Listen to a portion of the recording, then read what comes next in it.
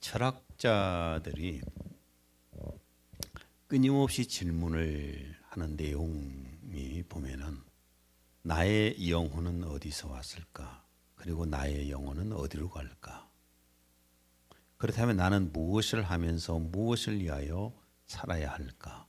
이것이 철학자들의 오랜 질문입니다. 그러나 답을 얻지를 못합니다. 어쩌면 이 질문에 대한 답을 알고 사는 사람이 인생에 성공한 사람일 것입니다. 그런데 성경에는 확실하게 그 질문에 대한 답을 알려줍니다. 확실하게. 당신은 어디서 왔는가? 일반적으로 물어보게 되면 고향을 말하잖아요. 그리고 더 한 단계 근원을 찾아가면은 어머니를 말합니다. 모태를 말합니다. 그리고 더 한 단계 들어가게 되면은 아버지를 말합니다. 씨를 준 아버지. 그리고 한 단계 더 가면은 조상을 얘기합니다. 근데 그 조상은 어디서 왔을까요? 그 위에 쪽을 자꾸 사람들이 모르니까 얼토당토 않게 많이 이렇게 해석들 하고 근원지를 찾잖아요. 뭐 곰이라고 찾기도 하고 벨 희한한 거 원숭이로 찾기도 하고 이렇게 많이 찾습니다. 그런데 그 조상은 아담으로부터 왔습니다. 인류가 한 조상 아담으로부터 내려온 겁니다. 그럼 이 아담은 어디서 왔는가? 창세기 2장 7절. 여호와 하나님이 땅의 흙으로 사람을 지으시고 생기를 그 코에 불어넣으시니 사람이 생명이 되니라. 흙으로 만들어진 사람의 육체든 동물이든 간에 빈부귀천을 다 떠나서 전부 흙에서 왔으니까 흙으로 돌아갑니다. 이 흙으로 만들어서 흙으로 돌아가는 것이 우리의 육체입니다. 그리고 우리의 영은 하나님으로부터 왔습니다. 전도서 12장 7절. 그때의 흙은 여전에 있던 대로 땅으로 돌아가고 영은 그것을 주셨던 하나님께로 돌아가리라. 하나님께서 생기를 부어넣어서 영을 만드셔서 살아있는 존재를 만드셨습니다.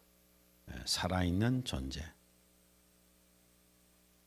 그럼 하나님께서 우리 인간의 영을 왜 만드셨을까? 우리 인간의 영을 왜 만드셨을까? 에베소 1장 4절에서 5절.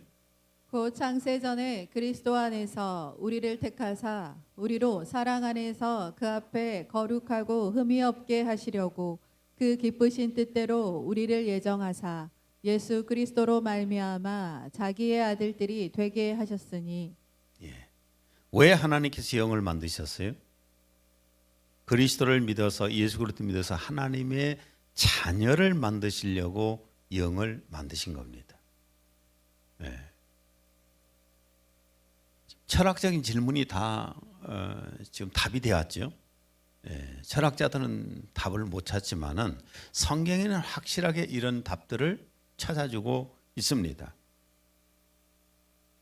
그럼 이 영은 하나님 주신 우리 안에 있는 영은 육체에서 올라오고 영에서 올라온 것을 합쳐서 우리가 혼이라고 해서 영혼이라는 표현을 쓰는데 이 영혼은 어디로 갈까? 하나님께로부터 왔으니 육체가 흙에서 왔으니 흙으로 돌아간 것처럼 우리의 영은 하나님께로부터 왔으니 하나님께로 돌아가는 것이 정상입니다. 이게 정상인데 죄로 말미암아서 생명이 죽었어요. 영의 생명이 죄로 말미암아서 죽었기 때문에 죽은 영이 하나님 앞에 갈 수는 없습니다. 왜냐하면 하나님은 산자의 하나님이시니까요.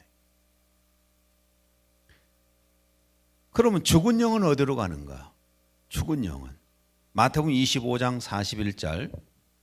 저주를 받은 자들아 나를 떠나 마귀와 그 사자들을 위하여 예비된 영원한 불에 들어가라. 죽은 영들은 마귀와 함께 영원한 불 지옥으로 갈 수밖에 없는 겁니다. 영적인 쓰레기장으로 버려질 수밖에 없는 거예요. 죽은 영이니까. 그러면 여러분은 어디로 가는가? 예수를 믿고 하나님의 생명을 얻은 여러분의 영혼은 어디로 가는가? 마태복음 25장 34절. 내 아버지께 복받을 자들이여 나와 창세로부터 너희를 위하여 예비된 나라를 상속받으라. 자, 하나님으로부터 생명을 받아서 생명 있는 영혼은 어디로 간다고요? 아버지의 나라로 가지요. 아버지의 나라 가서 상속을 받게 된다는 겁니다. 철학자들의 질문에 대한 답을 지금 계속 제가 하고 있습니다. 그러면 마지막 질문인 당신은 무엇을 하면서 무엇을 위하여 살고 있는가? 내가 왜 살아가야 되는가? 내가 살아가는 삶의 이유가 뭔가? 이거에 대한 질문입니다. 어느 곳으로 사람들은 가는지를 모릅니다. 자신의 인생이 어디로 가는지를 모르고 삶의 이유를 모르고 목적과 방향을 잘 모릅니다. 마치 바다 한가운데 있는 큰 배와 같이 인생이 그래요. 바다 위를 지금 배가 항해를 하고 있는데 목적지가 없어요. 항구가 없어요. 어디로 가야 할지를 모릅니다. 열심히 지금 배가 달리기는 하는데 가야 할 목적지가 없어요. 그러면 돌아다니다 언젠가 자초되겠지요. 태풍을 만나도 그렇고 어느 암초에 부딪혀도 자초합니다. 이런 것처럼 인생의 목적도 모르면서 그냥 방향 없이 날마다 일만 쭉 하면서 살아가는 인생이라면은 이거 얼마나 불쌍한 인생입니까? 무엇을 위해서 내가 살아야 되는지, 뭘 위해서 일해야 되는지를 모르죠.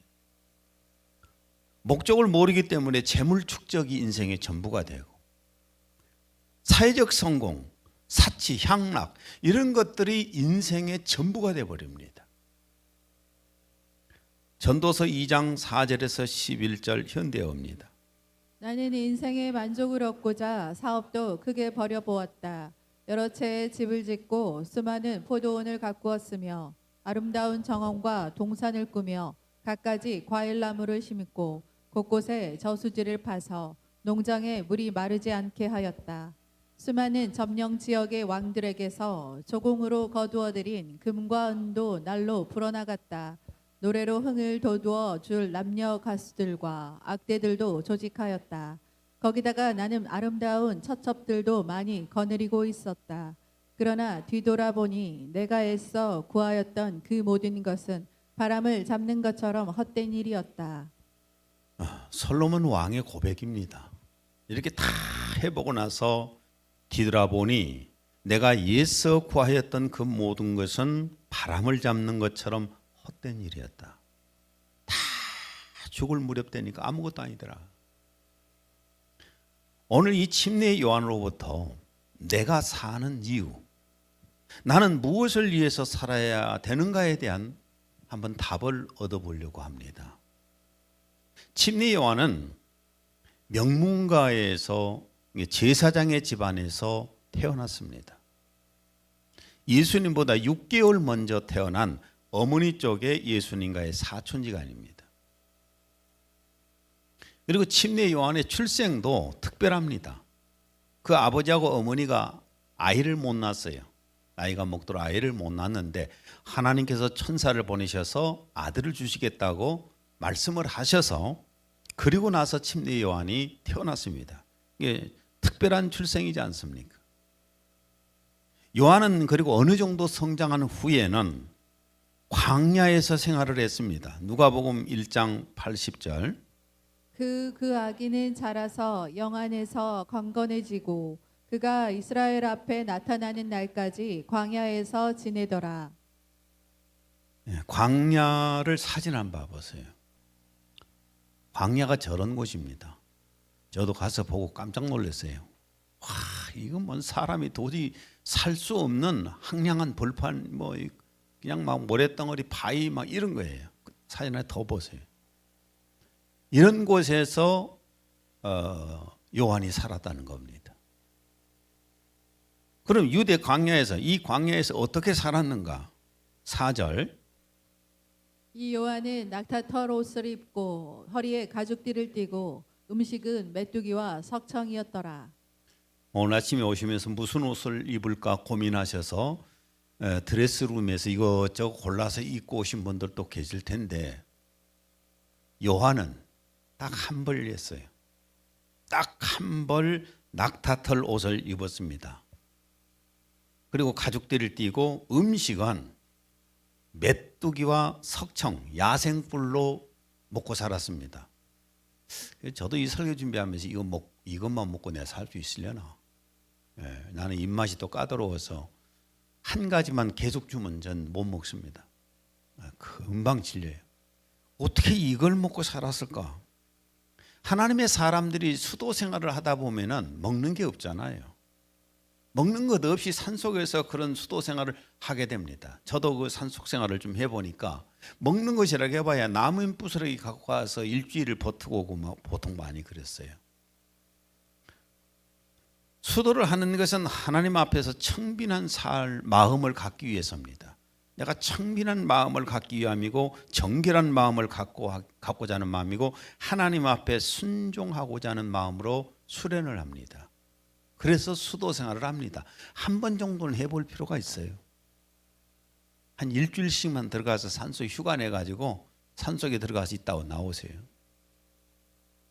제주도 가서 일주일간 있기는 너무 편한데 산속에 가서 일주일간 혼자 있다 나오려면 텐트 치고 있다 나오려면 굉장히 힘들 겁니다.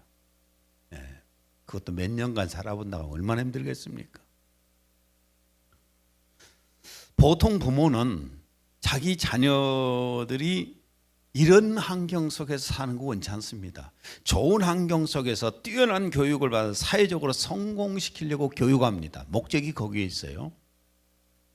그런데 이 요한은 척박한 광야에서 사회적 성공과는 매우 거리가 먼 수도사 삶을 살았습니다. 그리고 이 요한의 활동은 설교와 침례로 회개를 해치는 사역을 했어요. 1절 2절 그때 침례 요한이 이르러 유대 광야에서 전파하여 말하되 회개하라 천국이 가까이 왔느니라 하였으니 회개하라 외치면서 천국이 가까웠느니라 이런 설교를 계속해서 한 겁니다. 7절에서 9절 요한이 많은 바리새인들과 사두개인들이 침례 베푸는 대로 오는 것을 보고 이르되 독사의 자식들아 누가 너희를 가르쳐 임박한 진노를 피하라 하더냐 그러므로 회개에 합당한 열매를 맺고 속으로 아브라함이 우리 조상이라고 생각하지 말라. 이런 설교를 하면은 그 설교를 듣는 사람들이 못마땅해 하지요. 그것도 나름대로 종교 지도자들을 가까이 오니까 회개하러 외치면서 뭐라고 말을 했습니까? 독사의 자식들아 회개하라 하고 외치니까 일반 백성들은 진짜 거기서 가슴을 치면서 회개하고 침례받고 그랬는데 종교 지도자들은 여기서 엄청나게 분노가 막 끌어올라와 가지고 회개는 무슨 회개를 합니까? 결국은 침례 요한은 헤롯 왕의 죄를 지적했다가 목이 잘려 죽었어요. 30대 초반에 목 잘려서 죽은 사람이 침례 요한입니다. 자, 인생이 실패했습니까? 성공했습니까? 31살에 목 잘려 죽어서 참수당했어요. 그것도 광야에서만 살다가 100% 실패한 인생이라고 다들 하지 않겠어요? 그러면 100% 실패한 인생을 우리가 굳이 오늘 말씀을 통해서 우리가 들을 필요 있겠어요? 근데 우리는 진짜 인생이 무엇을 위해서 살아야 되는가를 배워야 될 필요가 있고 내가 어떻게 사는 것이 인생에 성공하는가 이것을 알아야 됩니다. 침례 요한을 통해서요. 100세 시대잖아요. 100살 먹고 산 사람이 성공했는가요? 대통령까지 한 사람이 성공했는가요? 재벌까지 한 사람이 성공을 했는가요? 매일같이 그냥 사치하고 놀러 다니는 게 성공했는가요? 이건 그냥 세상 사람들이 하는 말인데 아까 솔로몬의 고백대로 말하면은 헛되고 헛된 짓이고 바람 잡는 것이고 죽음 앞에서 아무것도 안 남았죠. 허무하게 다 끝나버리는 것입니다. 그럼 이 침례 요한이 30 초반에 죽었지만은 사는 목적이 무엇이었는가, 그 역할이 무엇이었는가를 우리가 알 필요가 있습니다. 요한은 자기가 태어나서 사는 목적, 곧 사명을 알고 살았던 사람입니다. 즉, 내가 왜 사는가, 내가 이 일을 왜 하는가, 이것을 알고 살았던 사람이라 그 말입니다. 3절 광야에서 외치는 이의 소리가 들린다. 너희는 주의 길을 닫고 그의 길을 고르게 하여라. 자기는 예수님이 오시는 길을 닦는 역할을 하는 사명을 받은 사람이라는 것을 본인이 알았어요. 그러니까 자신이 뭘 위해서 산다는 것을 알고 살았다는 겁니다. 그래서 사명을 위해서 설교를 듣고 회개하는 사람들에게 회개의 침례를 베풀게 됩니다. 5절에서 6절. 그때 예루살렘과 온 유대와 요단강 주위의 모든 지역에서 그에게 나아와 자기들의 죄들을 자백하고 요단강에서 그에게 침례를 받더라. 마가복음 1장 4절. 침례 요한이 광야에 이르러 죄 사함을 받게 하는 회개의 침례를 전파하니 왜 이렇게 돌 맞아 가면서 나중에는 목도 잘려 죽고 하는 이런 회개를 외치면서 그 사람들이 죄를 회개하고 침례를 받게 만들고 이렇게 했을까? 그 목적은 바로 오실 그리스도 예수님 메시아가 오시는 길을 만들어서 죄를 회개하고 그 예수 그리스도에게 가게 만들기 위함입니다. 이것이 자신이 해야 할 사명이라는 것을 알았습니다. 그래서 요한은 사람들이 예수님에게 가는 걸 보면서 아주 매우 기뻐합니다. 요한복음 3장 29절에 30절. 신부를 취하는 자는 신랑이나 서서 신랑의 음성을 듣는 친구가 크게 기뻐하나니 나는 이러한 기쁨으로 충만하였노라. 그는 흥하여야 하겠고 나는 쇠하여야 하리라. 사람들이 예수님에게 가는 모습을 보면서 매우 기뻐합니다. 그러면서 내게 찾아오는 사람들은 점점점 줄어들고 예수님에게 찾아가는 사람들이 많아진 것은 당연하다. 그걸 보면서 매우 기뻐했다는 겁니다. 자신의 사명을 알고 사는 사람이 얼마나 있을까요? 내가 왜 살고 있는지, 무엇을 위해서 살고 있는지, 내가 왜 공부하는지, 내가 왜 직장에 들어가는지, 내가 왜 돈을 버는지, 내가 왜 이 가정을 위해서 사는지 이런 것들을 알고 사는 사람이 몇 명이나 될까요? 그저 오늘 내가 밥 먹고 직장을 가야 되고 돈 벌어서 가족도 먹여 살려야 되고 이렇게 살다가 어느 날 퇴직하잖아요. 은퇴하고 나면 할 일 없잖아요.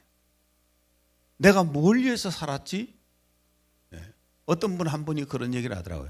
상당히 높은 고위직까지 올라간 양반인데 너무 허무하다고. 내가 뭘 위해서 그렇게 살았지 싶더라고. 그런 말을 한 적이 내가 들은 기억이 나요.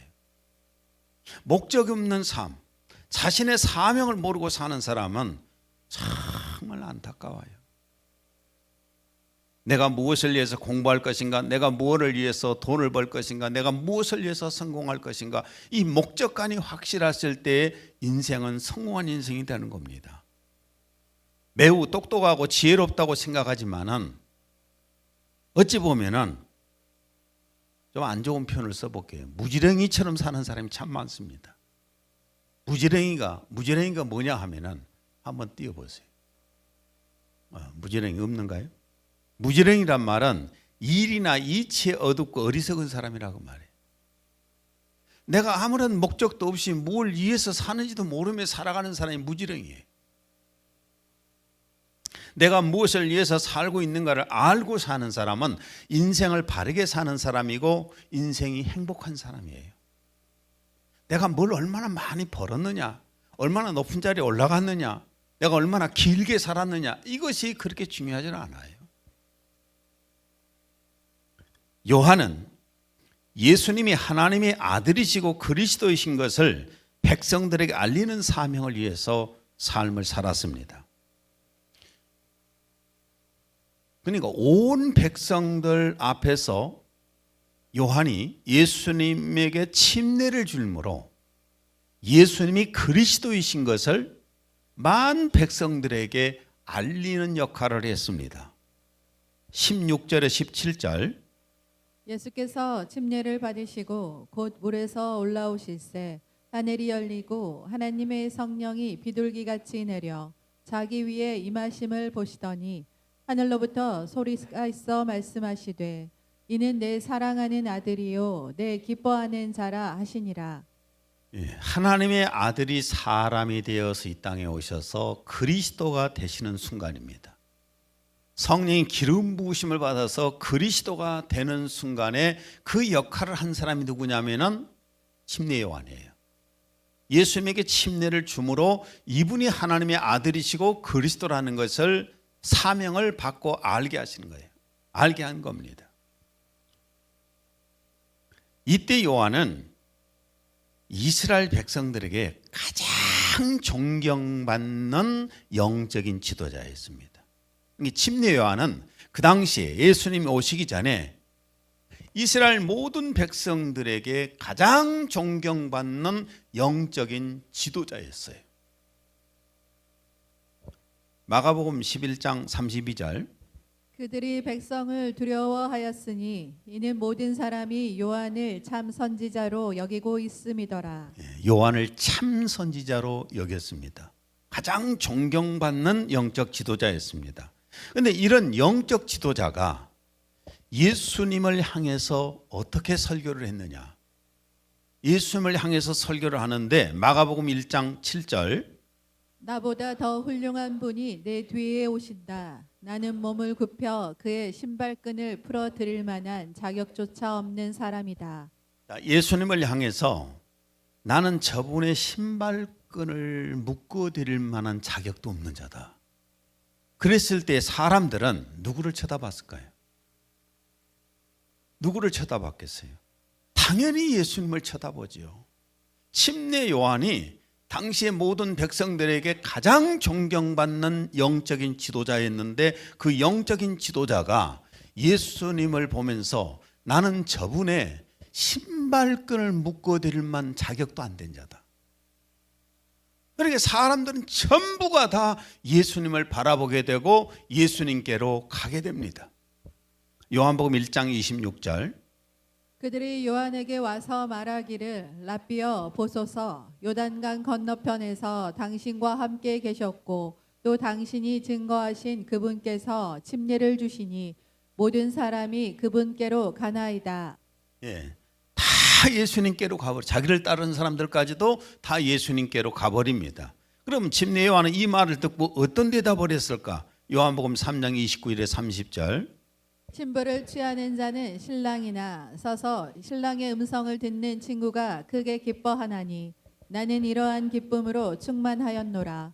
그는 흥하여야 하겠고 나는 쇠하여야 하리라. 자신을 따르는 사람들이 예수님께 가는 걸 보면서 매우 기뻐합니다. 이게 무슨 말씀이냐면은 요한은 자신의 이치를 잘 알고 사는 사람이었어요. 저는 하나님의 종입니다. 예수님의 종입니다. 그러면 종의 이치를 잘 알고 살아야 됩니다. 주인의 자리에 올라가서 내가 거들먹거리기 시작하면 그건 타락자라고 하는 겁니다. 요한복음 1장 27절 다시 한번 읽습니다. 내 뒤에 오시는 그분은 나보다 앞선 분이며 나는 그분의 신발끈을 풀 자격도 없느니라. 우리가 아무리 어떻게 대단한 존재가 된다 할지라도 우리는 예수님의 종의 위치에 살아야 됩니다. 하나님의 종으로서의 삶을 살아야 됩니다. 내가 주인 돼 버리면은 반대로 주종 관계가 바뀌어요. 예수님이 내 종이 돼 버립니다. 우리는 주인이 될 수가 없는 존재들이잖아요. 우리가 대단한 것처럼 보이지만은 여러분 감기 바이러스가 착 침투하면 그냥 바로 꽂아 누워 있어야 돼요. 꿍꿍 앓고. 저도 어느 날 한번 한 달 가까이를 누웠어요. 아팠어요. 아파갖고 뭐 성도들 모르는 사람은 모르겠죠. 안 분들은 전화라도 한 통 해준 사람 있는지 모르겠는데. 진짜 누워 있는데 서럽더라고요. 너무 힘들고 사람들은 그래도 안수받겠다고 나한테 전화했어. 조금은 봐가면서 안수도 받아야 되지 않을까요? 내가 안 아플 때. 사람은 아무리 대단하게 보여도 하나님의 종입니다. 연약한 존재들이에요. 만민교회 이재록 목사라고 해야 될지는 모르겠지만 만민중앙교회 1월 1일에 올 1월 1일에 대장암 말기로 80세에 사망을 했더라고요. 사망을 죽었어요. 이재령 목사는 수년간 여신조들 여러 명을 성폭행을 한 혐의로 징역 16년을 확정받고 대법원에서 합정을 받고 대구 교도소에서 복역하던 중에 대장암 말기로 사망을 했습니다.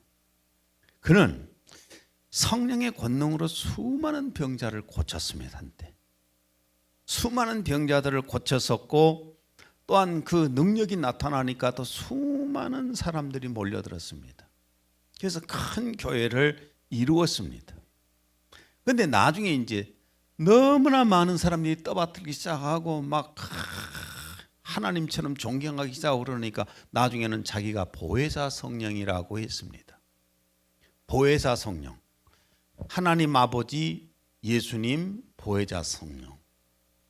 그러니까 삼위일체 하나님의 위치에다 올려놓으면서 결국 이단이 되었잖아요. 오직 하나님 앞에 영광만 돌렸더라면, 오직 예수 그리스도만이 구주시라고 그가 만약에 끝까지 주장을 했더라면 이 사람은 하늘의 영웅이 될 사람이었습니다. 하늘의 영웅이 될 사람이었지만은 중간에 가다가 너무나 인기가 높아가니까 서서히 하나님 자리 차지했어요. 종의 위치에서 벗어나기 시작을 했습니다. 결국은 그렇게 이단이 되었잖아요. 마태복음 7장 22절 23절. 그날에 많은 사람이 나더러 이르되 주여 주여 우리가 주의 이름으로 선지자 노릇하며 주의 이름으로 귀신을 쫓아내며 주의 이름으로 많은 권능을 행하지 아니하였나이까 하리니 그때에 내가 그들에게 밝히 말하되 내가 너희를 도무지 알지 못하니 불법을 행하는 자들아 내게서 떠나가라. 그날에 많은 사람이 나더러 하나님에게, 예수님에게 주여 주여 우리가 주의 이름으로 선지자 노릇하며 목사 노릇하며 주의 이름으로 귀신을 쫓아내며 주의 이름으로 많은 권능을 행하지 않았습니까? 라고 했는데 그때 주님이 하시는 말씀입니다. 불법을 행하는 자야. 종의 이치에 있어야 할 사람이 주인의 이치에 있었단 말이에요. 이게 불법자예요. 사탄이 왜 사탄이 되었습니까? 사탄이 원래 천사장의 위치에 있었으면 사탄이 안 되잖아요. 하나님의 위치에 있겠다고 올라섰다가 결국은 사탄이 된 거 아닙니까? 목사가 아무리 똑똑하고 아무리 귀신을 쫓아내고 아무리 권능을 많이 행한다 할지라도 그 위치는 종의 위치입니다. 주인이 될 수가 없는 거예요. 우리는 자신의 위치를 지켜야 돼요. 내가 내 위치가 무엇인가를 알고 나는 우리 주 예수 그리스도를 드러내고 하나님의 영광을 드러내기 위해서 사는 존재라는 것을 알고 살게 되면은 이 인생은 굉장히 행복한 인생입니다. 유다서 1장 6절. 자기들의 처음 위치를 지키지 아니하고 자신들의 처소를 떠난 천사들을 주께서 영원한 사슬로 묶어 끝날의 심판 때까지 흑암 속에 가두어 두셨느니라. 예. 천사들도 자기 위치를 벗어나면은 자기 지위를 벗어나면은 이렇게 하나님으로부터 심판을 받게 되는 겁니다. 이제 저에 대해서 여러분 가운데서 조금은 의문점 가진 사람들도 있을지 몰라요. 제가 한때는 치유사역을 많이 했잖아요. 많이 했고 그래서 집회를 많이 다녔습니다. 집회를 많이 다니는데 가장 많이 간 곳들이 무안하고 목포 쪽입니다. 이때는 한 교회를 3번도 갈 정도로 집회를 많이 했으니까.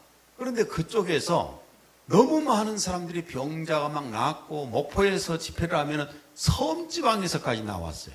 그 집회 장소에. 그래서 많은 사람이 비행을 낳다 보니까 나중에는 결과는 어떤 결과를 낳게 됐냐면은 제 팬카페가 있었어요.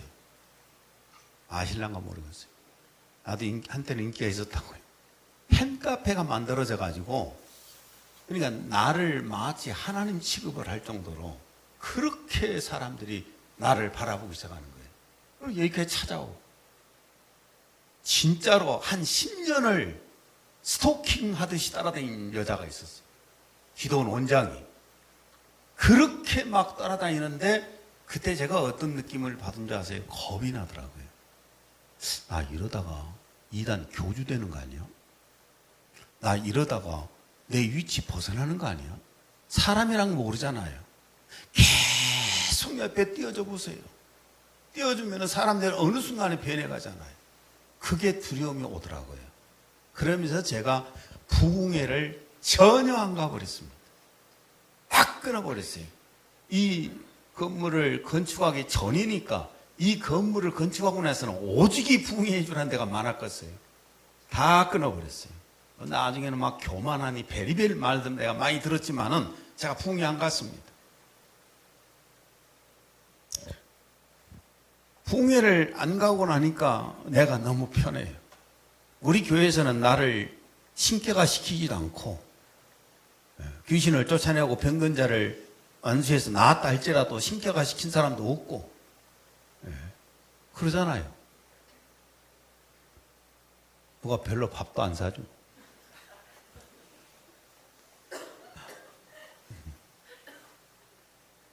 근데 저는 이렇게 생각합니다. 내가 하는 사역이 우리 교회가 숫자가 많고 적고 내가 여러 가지 하는 사역들이 많고 적고가 그렇게 중요하지 않아요. 그것 갖고 주님이 심판을 하시지는 않습니다. 주님은 큰 교회였던 라우디게아 교회는 책망하셨어요. 그러나 숫자가 얼마 안 된 빌라델피아 교회는 매우 칭찬을 하셨습니다. 계시록 3장 얘기잖아요. 이게 자신에게 주어진 일이 크냐 적냐보다는 어떤 위치에서 충성을 다하느냐가 중요한 겁니다. 내가 가장 감동을 받았던 것이 신앙군 어느 그 깊은 섬에 마을이 10호도 안 돼요. 그런데 가서 전도사 한 명이 그 부부가 들어가서 그거 사역을 해요. 그런데 한 20년이 지난 다음엔가 내가 이제 우리 부부와 같이 밥을 먹었을 거예요. 먹는데 보니까 머리가 많이 허해졌어요. 대학원까지 나온 사람이 거기에서 있어요. 자, 100% 부흥하면 몇 명일까요? 그 교회가 100% 부흥하면 몇 명이에요? 두 집 사는 집이 별로 없어.